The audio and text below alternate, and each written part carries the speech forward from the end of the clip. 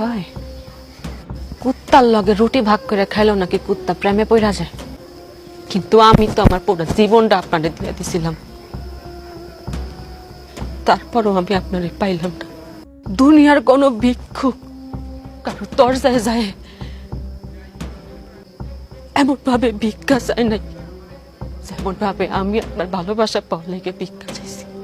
আর কোনো মানুষ তার জীবন হারানোর ভয়ে হাউ মাউ কইরা কাঁদে নাই যতটা আপনার হারানোর ভয়ে আমি হাউ মাউ কইরা উঠছি। দুনিয়ার কোন ক্ষুধার্ত ব্যক্তি তার ক্ষুধা সারানোর জন্য খাবার পাওয়ার লেগে নত হয় না যতটা আপনার ভালোবাসা পাওয়ার লেগে আমি নত হয়েছি। দুনিয়ার কোন নিঃসন্তান বা তার সন্তান পাওয়ার লেগে মসজিদে বাজারে যায় কপাল ঠেকানে যতটা আপনারে পাওয়ার লেগে আমি কপাল ঠেকাইছি। বেকার দুনিয়ার কোন বেকার যুবক চাকরি পাওয়ার জন্য এতটা হাতে নাই যেমনটা আপনার পাওয়ার লেগে আমি তরিকা বের করি। দুনিয়ার ব্যাপক মানুষ বুঝলো যে আপনার আমার লাগবোই লাগবে, খালি আপনি মানুষটা বুঝলেন না।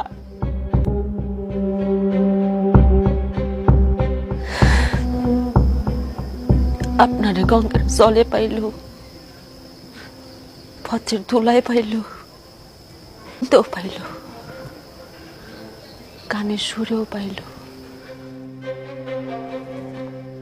এমনকি চেনা অজানা অনেক মানুষ জন্য পাইল। খালি আমি আপনার কাছে